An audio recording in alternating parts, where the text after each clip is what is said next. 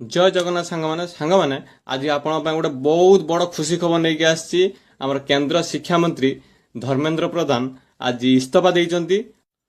आउ गोटे कथा कहते भी जंत्र मंत्र जो स्टूडेंट मृत्युवरण कर क्षतिपूरण भी दिज्व।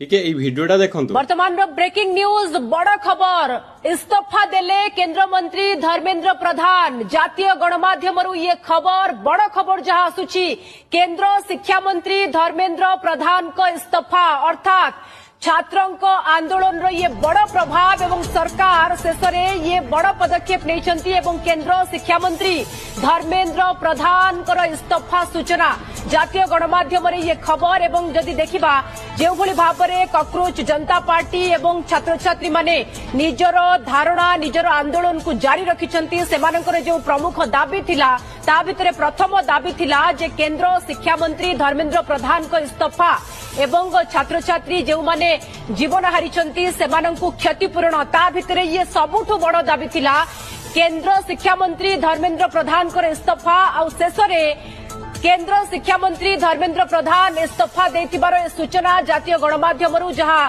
सूचना मिलुची बा जहां खबर प्रसारण होउची।